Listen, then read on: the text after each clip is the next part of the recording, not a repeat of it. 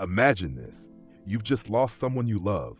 The world suddenly feels too quiet, too cruel. And as you stand there, staring into the void left behind, someone places a gentle hand on your shoulder and says, "Everything happens for a reason. Just stay positive." Their words float in the air like a helium balloon at a funeral.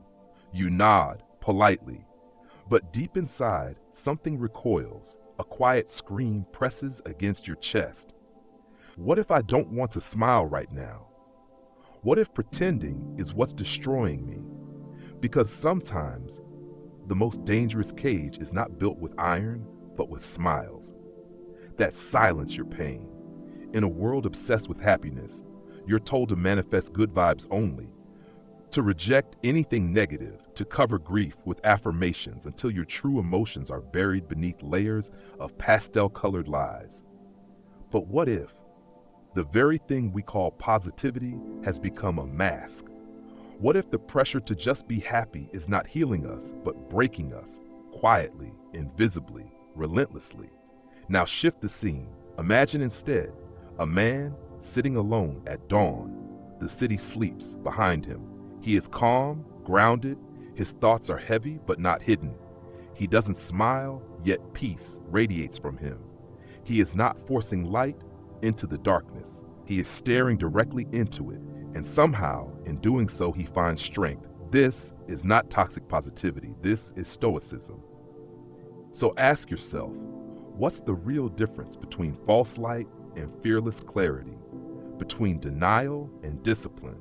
Between masking suffering and mastering it? Because if you can't tell the difference, you might be trapped in a prison disguised as peace.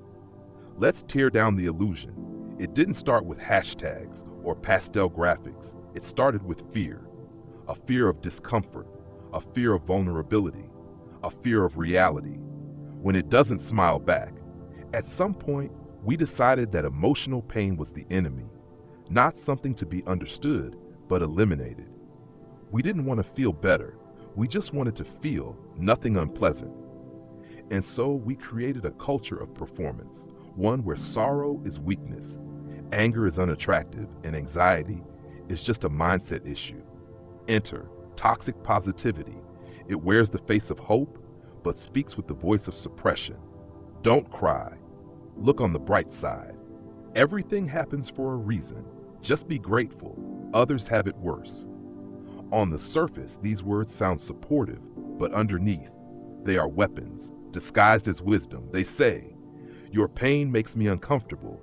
Please shut it down." Now contrast this with Stoicism.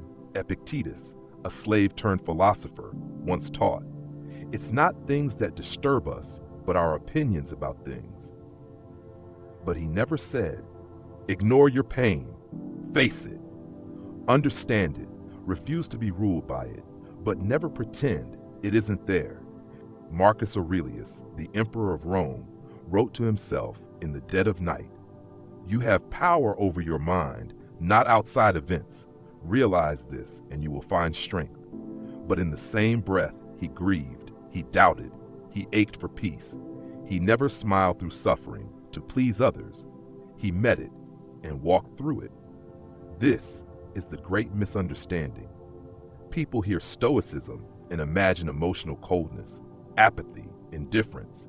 But the Stoics never preached numbness. They taught presence. They taught self-mastery, not self-denial. Toxic positivity tells you to run from pain. Stoicism tells you to train in it, to become strong because of it, not in spite of it. And that difference changes everything. But why do we confuse the two? Because in both, we see calm, we see restraint, we see silence. But one silence is peaceful, the other is suffocating. The silence of Stoicism is rooted in awareness. The silence of toxic positivity is rooted in fear. Fear of cracking the surface, fear of not being liked, fear of being too much. Let's go deeper. Psychologically, toxic positivity functions as a coping mechanism, a dysfunctional one. It uses positivity like a drug to avoid real emotions. Dr. Susan David, a psychologist at Harvard Medical School, warns, emotions are data, not directives. When we push aside negative feelings, we lose access to values, to what truly matters to us. In other words, when you silence pain, you silence truth. Now consider the Stoics. They didn't fear pain, they feared living dishonorably. They feared wasting their mind, their breath, their time. Seneca once wrote, "A man who suffers before it is necessary suffers more than necessary." But he wasn't saying, don't suffer. He was saying, don't suffer twice. Don't add fear to reality. Do you see the distinction? Toxic positivity erases pain. Stoicism exposes the layers of it, removes the unnecessary suffering, and strengthens you to face what remains. And in modern society, we've lost that muscle, the muscle of real resilience, not performative, not reactive, but philosophically grounded resilience.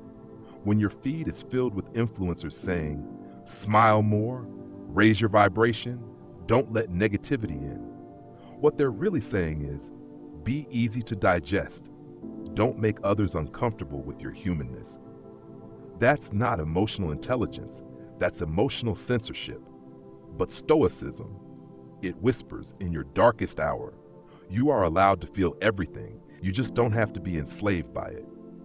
It doesn't ask you to smile, it asks you to stand quietly, with dignity, with eyes open, with your mind still yours. So here's the truth. Toxic positivity is reactive. Stoicism is intentional. One distracts, the other builds. One is afraid of pain, the other is forged by it. Now ask yourself again, which calm do you seek? The one that hides or the one that holds? Because only one of them will still be standing when the storm hits.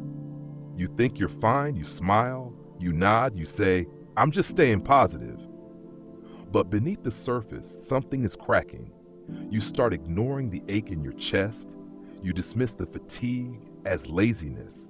You tell yourself, it's not okay to cry, because strong people don't break. You suppress, you deny, you smile harder, and eventually you forget how to feel anything at all. This is the poison of toxic positivity. It doesn't just silence pain, it amputates your ability to process it. And over time, this inner exile comes with a cost. Emotionally, your resilience weakens, not because you're too fragile, but because you've been taught to skip the workout, to avoid the weight, to never face the resistance. Cognitively, your perception distorts. Your brain begins to mislabel real threats as bad vibes. You avoid conflict, you avoid truth, you avoid growth. And socially, you become less real. People stop confiding in you because your positive energy feels more like emotional censorship than connection. They don't want cheerleaders, they want witnesses, they want to be seen.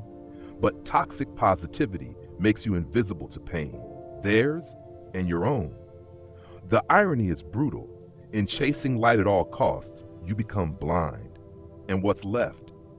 A culture of smiling shadows, people pretending to live, while quietly suffocating beneath the pressure to never feel wrong.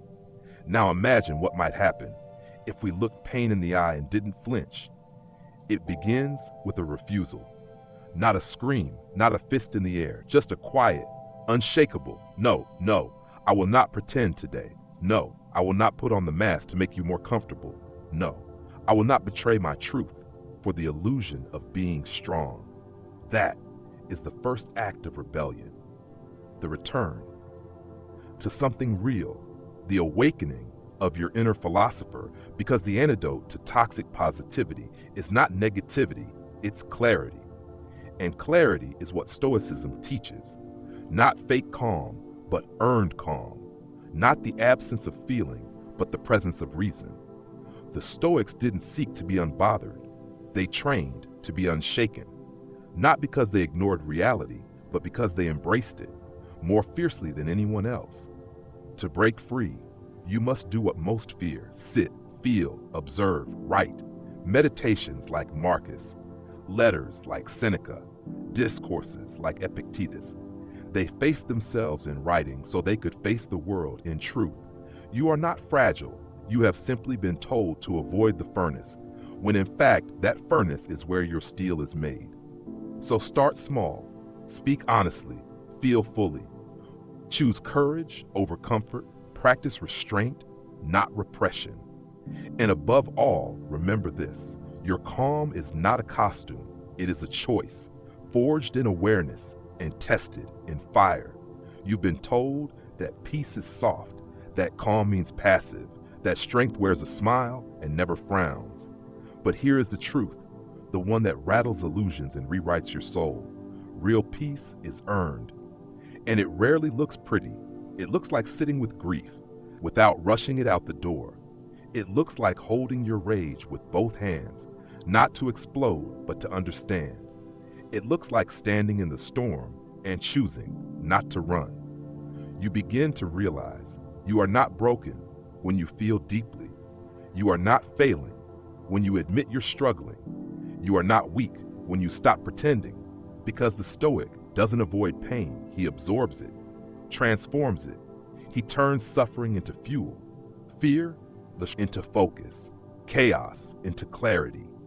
The greatest deception of toxic positivity is this: that feeling pain is a mistake, that discomfort is dangerous, that being human is somehow wrong.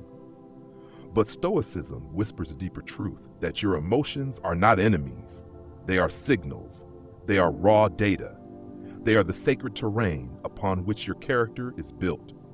And when you stop running from them, when you stop coating your scars with glitter, you don't just survive, you awaken. So now the choice is yours. Wear the smile that silences your soul, or wear the silence that strengthens it. Because only one path leads you back to yourself.